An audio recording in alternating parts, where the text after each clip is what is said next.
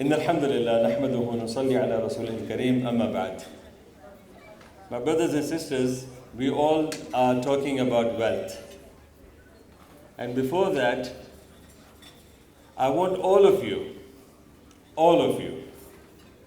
to pray for these teams that we see in UK here.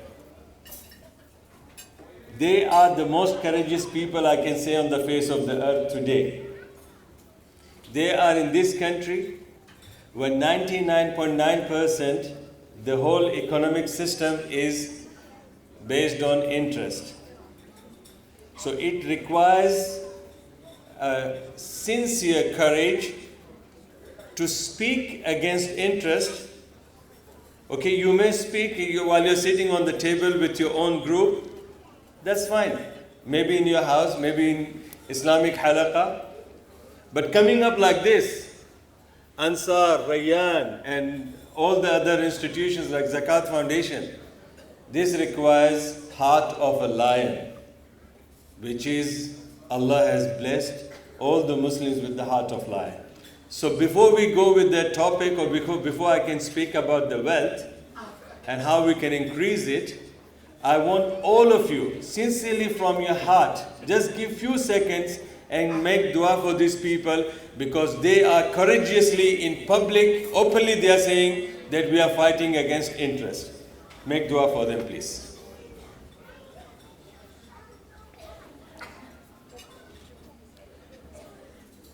I have studied conventional banking system. I have studied Islamic banking system. But to say that we are fighting against interest, I can't say that, because I'm not authority and I cannot do that. I don't have the courage to that, because there could be so many things I can say. This is haram because interest is in this. This is haram, interest is in this. But I don't have the solution. And these people, may Allah reward them, they have given us the solution. But we don't know. All that we know is, Sheikh Abdul Majid, can I take the mortgage from Islamic Bank on Islam channel? Publicly they are asking me, putting me on the spot and asking me to say something against them, because my specialization. I know we cannot be perfect, alhamdulillah, because we don't have Sharia today, we don't have Rasul Sallallahu Alaihi Wasallam, we don't have Baitul Mal. So we cannot say that 100% they are okay, or this is okay, or that is okay. But we have this tendency to say you are wrong, or they are wrong. And they are looking for someone to come on television where millions are watching them, and they want to criticize, they want to hear the criticism made by this person about that organization. Wallahi, I in this country, till today, I don't have the house of my own, because I don't have the saving, I can't buy. At the same time, when people have asked me on TV about the conventional banking system, and they issue the mortgage, and these people who are promoting Islamic mortgage system, I always tell them deep from my heart that criticizing Islamic banking system or Rayyan or Amana, whatever the systems that they had or the name they had, I always told the people on TV, my brothers and sisters, conventional banking system, openly challenging Allah, openly saying in front of the people in public, internationally, that we are dealing with interest. And see the courage of these Muslims.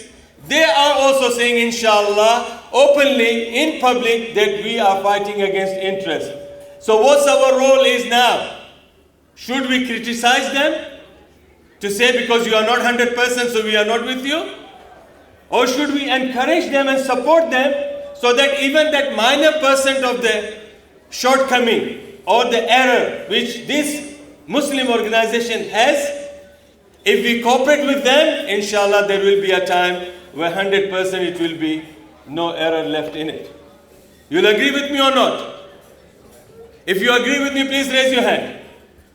My point is that don't criticize Ar-Rayyan or don't criticize Ansar, or don't criticize the National Zakat Foundation because you got the information that they are not 100% correct.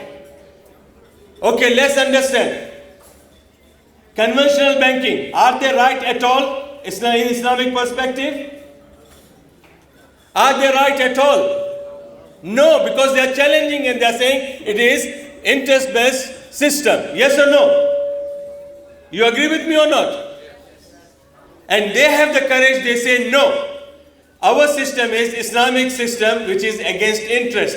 And let's assume if they have got 90% accurate, because I studied their system, alhamdulillah, and openly, they are not paying me anything. You remember that, okay? I'm not here because they have paid me something, so I'm talking in their favor. According to my study, if I say 90% this system is okay, 90% if this system is okay against that satanic system, whatever the system that they have, if we criticize them, subhanallah, they will be not less than them after some time, because we are not cooperating with them. And if we cooperate with them, inshallah, that from 90% it will become 99.9%, also inshallah it will become 100%. That's my dream. And this is what I wish and I believe, because there are generations, there are young boys, young women, men, and the institutions like this, they are working hard to bring the whole Islamic banking system as 100% Islamic. So alhamdulillah, this is my first message to brothers and sisters, that don't criticize anybody unless you have a solution for that. And these people, may Allah reward them, they have come with the solution. Is it accepted 100% or not? Alhamdulillah, there will be a time where Allah will bless them and they will be 100% okay. So this is my first point. When we talk about the wealth, wealth has divided the humanity into three parts. There are people who are worshipping wealth throughout their life and they die. Alhaakumut takathur hatta zurtumul maqabir. This is a group which Allah has mentioned, that there are people who are just, worshipping. They are not worshipping Allah, they are worshipping wealth, and they are so much into that that they realize when they come to the death. And there is another type of Muslims, sorry to say that, majority of them are Maulvis.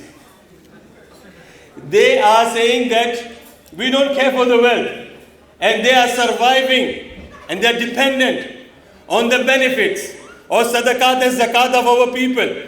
Okay, if they are doing the dawah work or deen work, we can still say, but I can give you the example, practical example. Our ancestors who were the da'is, amongst the prophets, amongst the sahaba, they were giving the dawah. Among the tabi'een, among the muhaddithin, they were giving the dawah and they were self-independent, and they were people of those caliber where they used to pay the zakat money from their own. They were not at all dependent on them. And the practical example of Dawood alayhi salatu salam, he is the prophet of Allah, he is the king of the country, and he used to give his zakat from his own earning. That's the example. But the second type of Muslim today we have, or the humans are, that they don't care for the wealth. They say we don't need wealth, and they are surviving on bhik mangna. They are beggars. Subhanallah. And there are people in between. People in between are we. Subhanallah.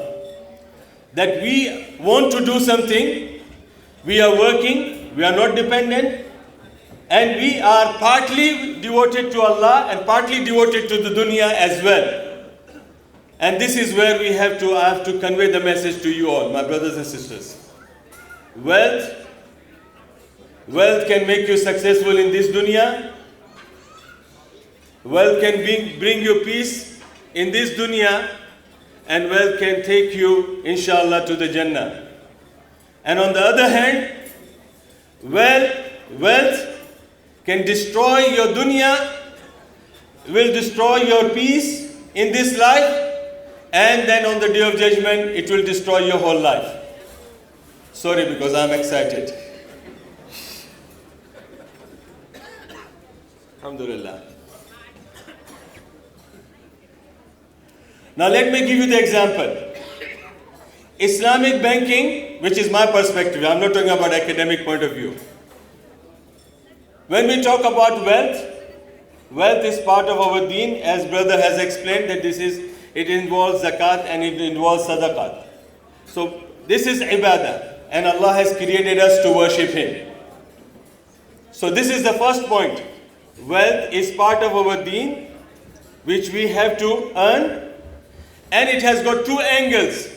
Now see the hangman. No, most of you are learning the drawing hangman. One here, then goes in 2-3 lines on the sides. This is how the hangman system in Islamic wealth, when we talk about wealth.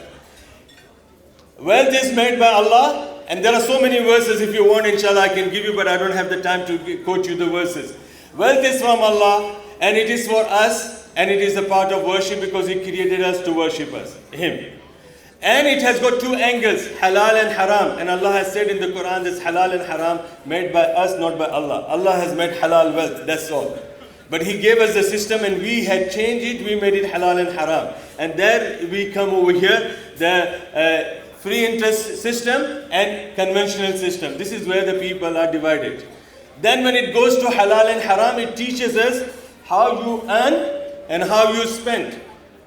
And if you have done that, you have fulfilled the right of your wealth, and this wealth will take you to the Jannah. And this wealth will bring you peace in this life.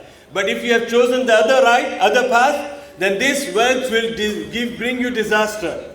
And this wealth will take you away from the deen. This wealth will bring you musibah in this dunya, and it will destroy your akhirah. So I'm going to just mention the negative part of the wealth, because positive, mashallah, all of you are the good examples here. So you don't need that. And the brothers have already explained that, alhamdulillah, when you're paying in the way of Allah, the zakat, mashallah, or the sadaqat, or you're cooperating with them, you have done your job with the wealth. Now I'm telling you the negative part of the wealth. These brothers were shouting and saying that we have the problems in our society. They are not saying that we are not earning. They are not saying that we don't have the connection with the wealth. All of us have the connections with the wealth. All of us. Nobody can say, whether we wake up early or we wake up late, we have the connection. Every morning we see Queen Elizabeth on the note and we salute it. Either we see it in our wallet or we see in our bank account. Even by going, when we are going to the bed, we check it, what are the transactions we have done. So every one of us is part of the wealth. Wealth is not away from us.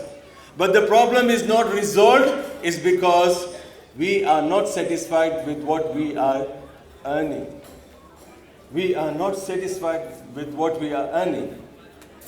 And let's see what Allah has spoken about this. People in the dunya, Allah talks about the people in the dunya with regards to the wealth. أَلْهَاكُمُ التَّكَاثُرْ حَتَّى زُرْتُمُ الْمَقَابِرِ. You are competing for increase till you have reached the death. That means people are striving day and night. All of us are doing that. Whether he is a Maulvi in the masjid, or whether he is a man in the business, or working, or an employer or CEO of the company. All of us are doing this. We are competing each other in the wealth, and we will realize when we will see the death. Allah subhanahu wa ta'ala has said, وَيْلٌ لِكُلِّ هُمَزَةٍ لُمَزَةٍ الَّذِي جَمَعَ مَالًا وَعَدَّدًا يَحْسَبُ أَنَّ مَالَهُ أَخْلَدًا. Wealth will make you away from your death. Wealth will make you think that you will never die. And this is what Allah, in other words, is saying, that there are people who are collecting the money and they're always counting, and they are thinking that this wealth will remain with them forever. In other words, they are thinking that they will not die. In other words, they are thinking they will not die. And they are so much into the wealth. This is the third part of the description about the people of the wealth.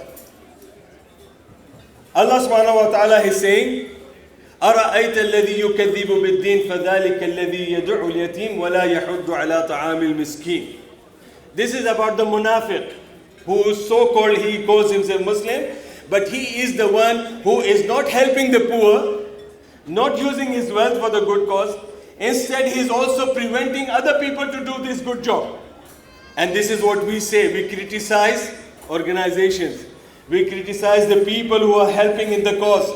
we are not helping, and we are sitting on television or studying about them, and we are telling them that these people are bad people, they are using your wealth, and they are just making their own living, and they are using your wealth, so don't give them.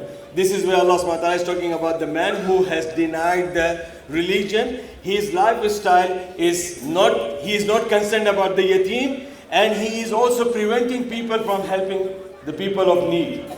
This is the third part of the people who are busy with the wealth and they don't fulfill the rights. Fourth part of the wealth. Allah subhanahu wa ta'ala has said, وَأَنْفِقُوا مِمَّا رَزَقْنَاكُم مِّن قَبْلِ أَن يَأْتِيَ أَحَدَكُمُ الْمَوْتُ فَيَقُولَ رَبِّي لَوْلَا أَخَّرْتَنِي إِلَى أَجَلٍ قَرِيبٍ فَأَصَّدَّقَ وَأَكُن مِّنَ الصَّالِحِينَ وَلَن يُؤَخِّرَ اللَّهُ نَفْسًا إِذَا جَاءَ أَجَلُهَا وَاللَّهُ خَبِيرٌ بِمَا تَعْمَلُونَ. This is the last stage of the people who worship wealth. And part of that is we too. Allah subhanahu wa ta'ala is saying, spend in the way of Allah. And this is why I agree with this brother, because when I first came to UK, I was the only Imam and Khateeb who told the people that all 5 pillars of yours should be practiced in this country first, before you talk about these 5 pillars outside the other country. You as Muslims of this country, this is your duty to look after yourself. Teach yourself Islam, teach your wives Islam, teach your parents Islam, teach your children Islam, and teach your neighbors Islam. Teach this country Islam. Don't run away from that. And don't make them think that you are a threat to them and they leave your neighborhood and they go and stay somewhere else. Make yourself like that the neighbor, the people who are far away from you, they like to live next to you as your neighbor. And that we have the example in our history. When Muhammad Fatih, when he conquered Spain, he gave the authority to the non-Muslims to live. And wallahi, all of them, it's a consensus of the history. We know from the history. And Brother Adnan will confirm this. That all the non-Muslims, they said that we want to stay under your governorship, Muhammad Fatih. Because we know you are a just ruler. You will just according to the Quran and you will prevail the justice according to the Quran and Sunnah.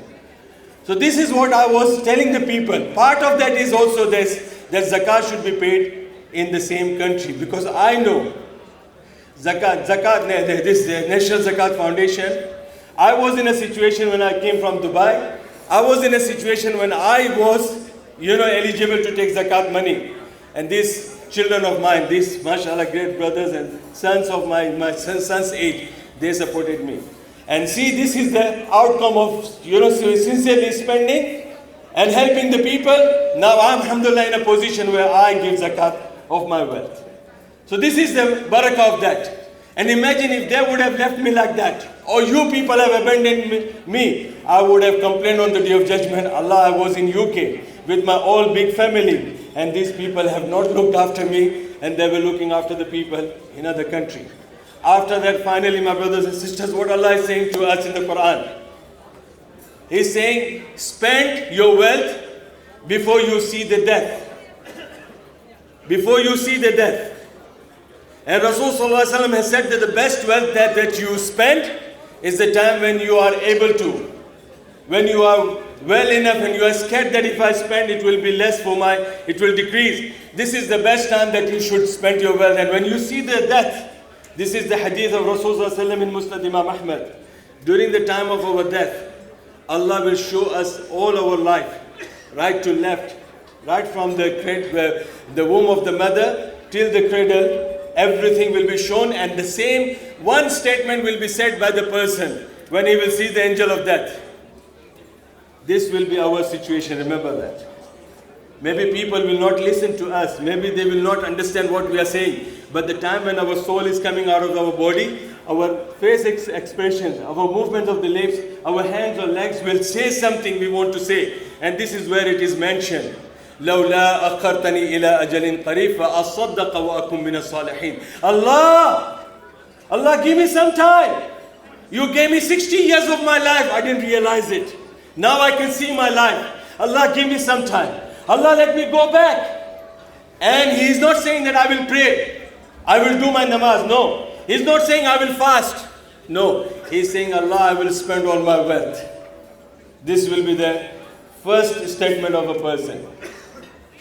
And he is saying that Allah, I will spend all my wealth in your cause and I will become most generous and pious person in your sight. Look the reply, because he knows everything. Allah gave us 60 years, we don't realize. Allah gave us so many, blessings we didn't realize. Finally, Allah will say to us, just give me 1 more minute, please.